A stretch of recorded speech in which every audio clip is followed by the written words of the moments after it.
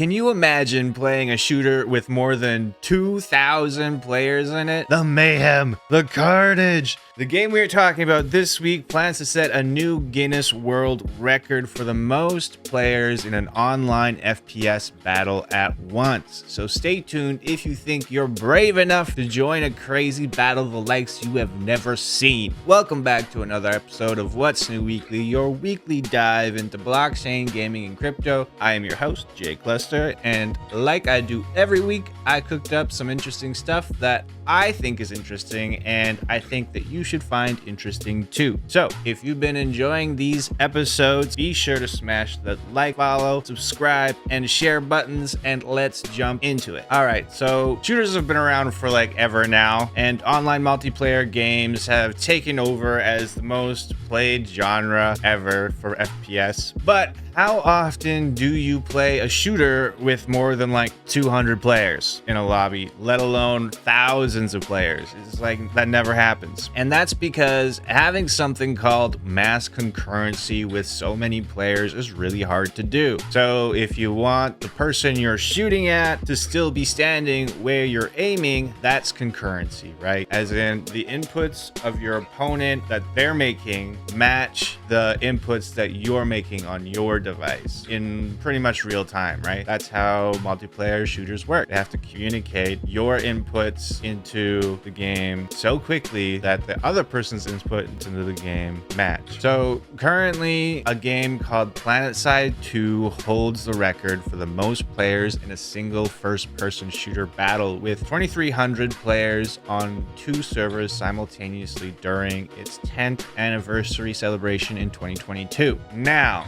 the other side is trying to break that record this Friday with Project Dragon. Let's watch a little video about Project Dragon to get an idea of what to expect.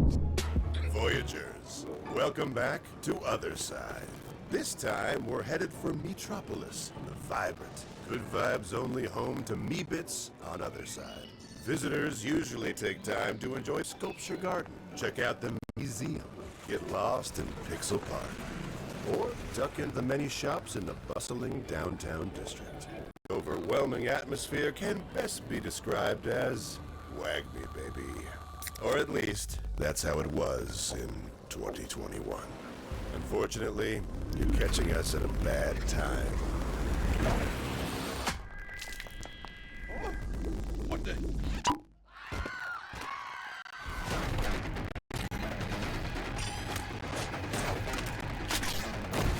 See, it all started with Metropolis's favorite energy drink, brought to you by the friendly folks at Total Bit Systems. Their flagship product, BitFizz, is simply delightful. I'm 6 today, and I feel great. Something is a little off with the latest batch, though. 2 new flavors of BitFizz have the local populace embroiled in a psychotic tribalistic death, with each faction staking a claim over the city. It's really awful. Look, Aqua BitFizz sucks. Team Orange, forever, dominate Aqua. Orange, orange, orange. Ah! So that's Project Dragon. So, like, I mean, we can see it's pretty simple Minecraft-esque type design for the characters, and it lays the ground with establishing that a player will join a faction based on which color energy drink they prefer, I guess. After that, it's anybody's guess about what to expect this Friday when they try and break the record, but I expect each faction to have several hundred people. If they break the world record, they need to have 2,300 players, and if that was on 4 teams, that would be 575 players per team. If it was 3 teams, I don't know, let's do the math. 766.6 players per team. That's crazy. But there's so many unanswered questions, right? Like, will there be respawns? Is it unlimited respawns? Can you revive downed players? How long will this bloodbath go on for? An hour? a day, a week, the rest of our lives? Who knows? So many unanswered questions, but I do plan on streaming it for a bit on my Friday stream. So hopefully I see you all there. Hopefully it's really simple to get in and there's no hiccups. As far as I can tell, you just need to make an account with Google and choose a username. See, here's their post. They say no NFT needed. And if you look here, they say you're supposed to create an account on their website. You just sign in with Google, right? And then you choose your username, but there's no like download for the game, right? As far as I can see. So I kind of expect to just go to that link and maybe it's like browser based, and or maybe there's like a client that you install on the day of Friday to get into the game. But I'm sure they have more details probably in their Discord. So if you are curious about this, just go to the Otherside X. In my opinion, that's the safest way. Otherside Meta, and check out their Discord. And you'll probably find answers in there if you want more information. But in all seriousness, I really hope that this attempt to break record goes relatively smoothly for the Otherside and that they have some success, because Otherside has had a bit of a negative reputation around the project due to some problems when they did their land sale, among other things. Some people feel like their budget doesn't really match the outcome, like the product. They think that Otherside Meta just looks kind of bad and they should be able to do better with the amount of money they have. But I'm not going to bother voicing my opinions. I don't think it matters. What matters is that they're trying to break a record, and I think that's cool. So if you guys have time on Friday, pop on and see what it's all about. If you are watching this in the future and it's already passed, let's see, like maybe we'll have to do a follow-up and see what the results are and talk about it later. But that's the game of the week today. Moving on, Openloot. A lot of stuff's been going on in Openloot this past week. You're getting a lot of Lunar New Year themed announcements from every game, from boss fighters, world shards, big time. So boss fighters put out a post saying that they've got a Lunar New Year's fortune crate that's dropping tomorrow, January the 30th, with 200 exclusive crates. So if you are watching this in the future, did you pick one up? What did you get? Let me know. Also, another boss fighters thing is they also announced their economy. The 23rd, they made a post. New boss fighters economy is here. The boss fighters team has launched a major update with an entirely new economic system and a fresh build. So if you guys play boss fighters, hopefully you're able to make the best out of that budding economy and get your stuff sorted. Moving on, world shards also has some Lunar New Year things, but they also made this announcement on the 24th saying that phase 2 is ending on the 27th, so it's over. What that means, if we check out this post, what's happening after the end, charging system will be disabled, so you can no longer charge your weapons and armor in order to loot proxy shards or whatever. Spending charges at the start of adventures will be disabled, and shards proxy drop will be disabled, but rift drop will not change. Crafting, NFT, increasing rarity and luck, rifts refining will remain available. So that's that. They also made a post mentioning that they are doing a lunar crafting festival leaderboard. So craft collectible items and upgrade their rarity to qualify for the leaderboard and compete for prizes. You need to score at least 40k crafting points in order to qualify. So if you are in world shards, get crafting. If you're in boss fighters, get playing and crafting in their economy. And yeah, like I said, best of luck on your journey into their budding economy. Hopefully y'all make that work for you. And that kind of leads to Big Time. Big Time also has a Lunar New Year leaderboard. Let's check out their Medium article. So right off the hop, Lunar New Year has arrived. This year we'll be celebrating multi-stage leaderboard, Year of the Snake craftables, PvP exclusive crafts, PvP exclusive premium currency. Year of the Dragon Lunar Mystery Box can be opened, which is something that I'm super excited about. Finally, the Lunar New Year Mystery Box that we were airdropped last year will be able to be opened. So amazing. And they're also airdropping a new Lunar New Year Mystery Box to people we don't know who yet. So let's look at this. Leaderboard rewards starting today and lasting for roughly the next 2 months. Immerse yourself in an action-packed event Total reward for the leaderboard is 1.6 million big time and 173 million OLRP, so 1.73 million Openloot tokens. Every cosmetic collectible you craft along the way will help you climb those ranks, so make every point count. So stage 1, how these leaderboards work is it works in stages. So the first stage, you can dive into any dungeon in big time and you'll start collecting schematics for these first set of weapons: the common bang blades, the uncommon serpent shards, and the rare daggers of fortune. These 3 guys, you can get schematics for these anywhere. Once you craft the rare dagger of fortune, then you'll be able to enter specific prestige dungeons that will drop the schematics for the swords. So in those dungeons, you'll be able to collect schematics that you need to craft the common serpent blade, the rare serpent blade, and the epic whisper blade. And you'll need the daggers of fortune to be able to get in there, like I said. Now, moving on, for the 3rd stage, you're gonna need both the rare daggers and the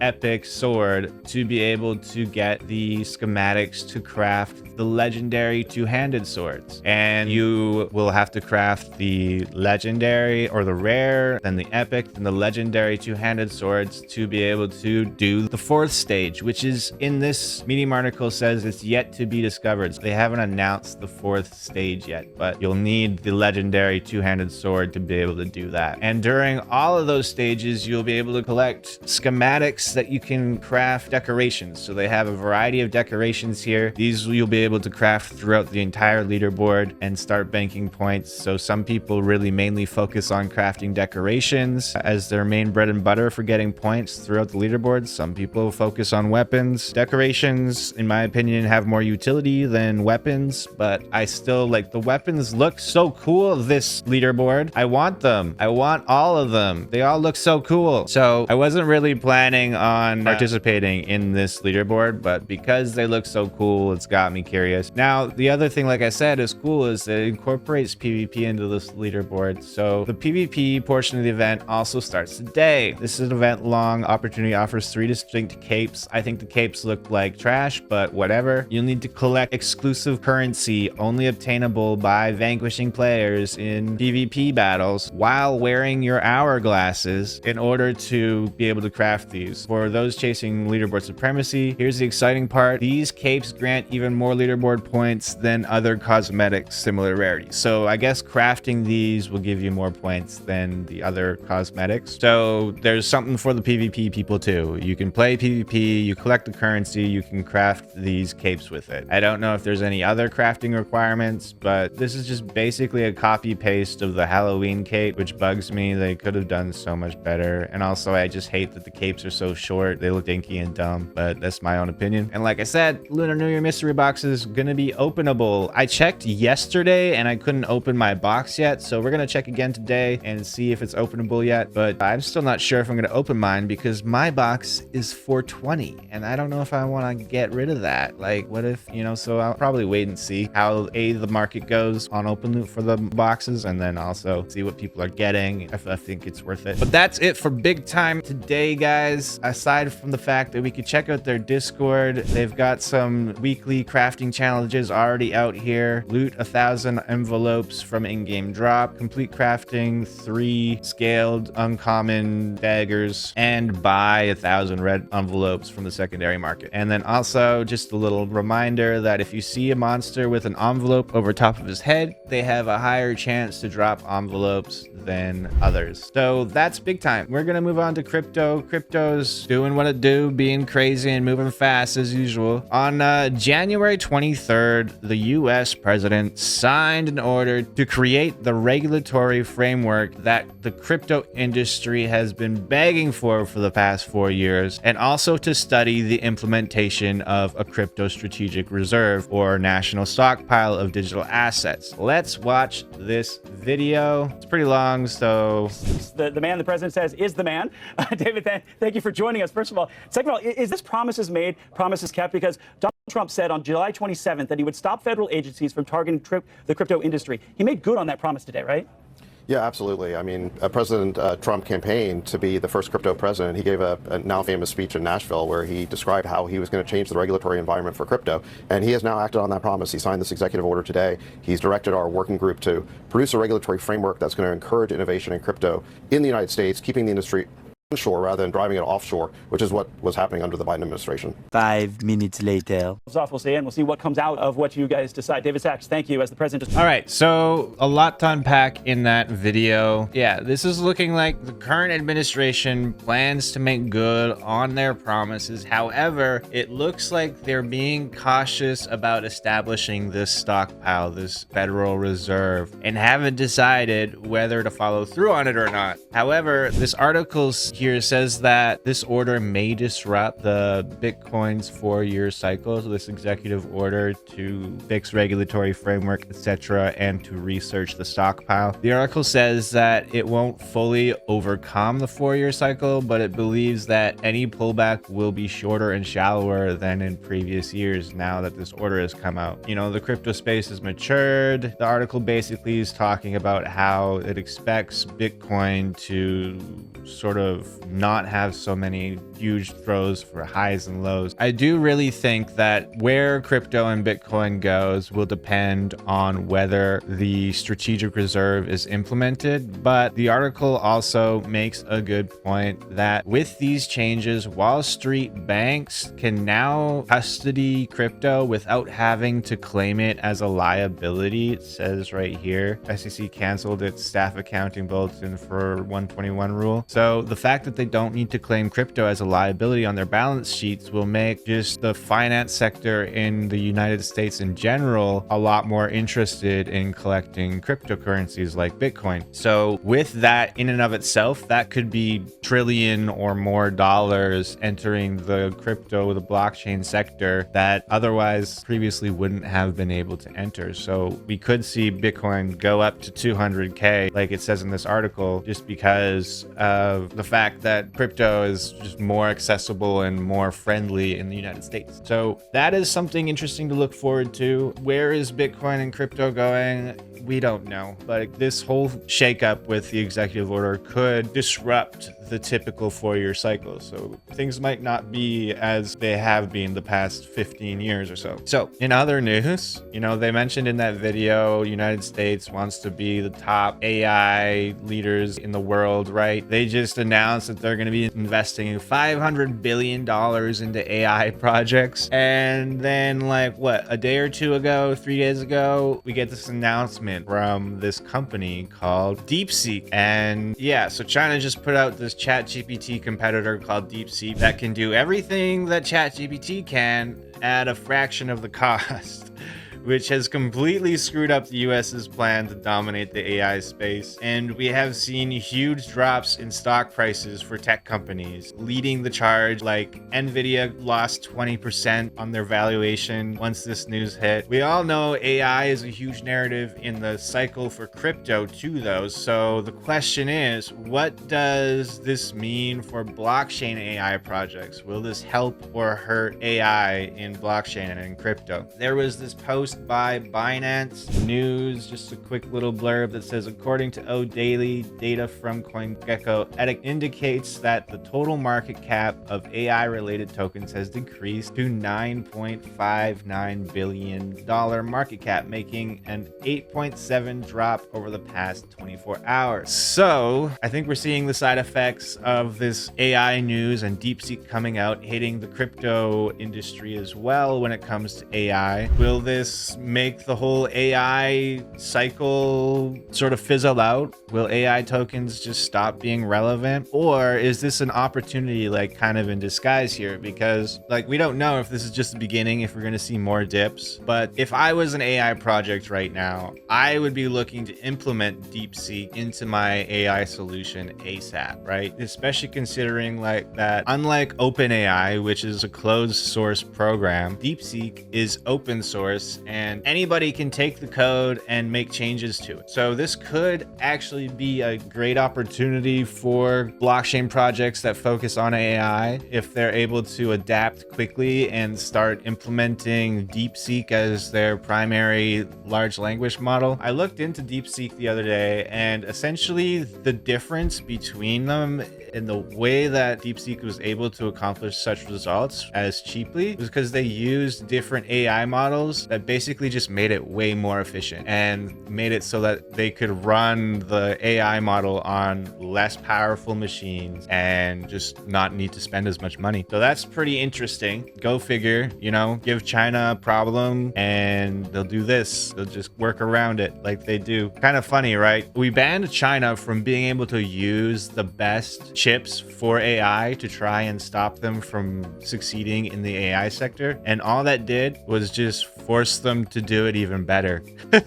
So that's the irony of this whole thing. America banned Nvidia from selling China good GPUs and chips for doing AI. And the result is that they made a better AI solution. And then we also have that same thing. America tries to ban TikTok, and then a Chinese TikTok competitor becomes super popular. America's doing a great job on that front. But that's it for this episode of What's New Weekly, guys. You let me know what you think in the comments. Is crypto going to the moon? Is AI about to fall flat on its face? But anyways, that's it for this episode of What's New Weekly, guys. If you are watching this in the future, be sure to like, subscribe, follow, leave a comment, and as always, make sure you share this video with someone else, and I will see you guys next week. Peace. I just want to take a quick segue and talk about our sponsor. It is me, because somebody has to. Along with all the other things that I do, I have resurrected my online store, blockchain.me. You can find all sorts of crypto themed art and memes on high quality items that are perfect for starting conversations at your day job or maybe at that next event that you guys are going to be going to. Web3 apparel that starts conversations. Blockchain on Me is full of apparel designed to capture the current vibe of Web3. We have the cryptocurrencies collection. Here is the Bitcoin Nomad bag. Super awesome. I have one of these. I use it every time I go traveling somewhere. Bring it to all my events. Super awesome. I love all the cryptocurrency collection and how it turned out. Collaborated with an artist to make this all happen. Pepe collection. Everybody needs a little bit of a Pepe in their life. Got the Be Nice Man slogan there on some different types of shirts for men, women, and some bottles and cups. Got some stickers. We also have the GM Cult collection, and just a few items right now. We might add some more back, but you know, you got GM Inception, GM inside of the GM. Everyone loves the GM coffee. If you're a daily Twitter poster like I am, part of the GM Cult, then maybe you want to check this out. Of course, we have to have the HODL collection, nice and simple. So all these items have free shipping worldwide for purchase over $120. And if you guys are looking for a discount, I'll leave a 15% discount code in the comments down below.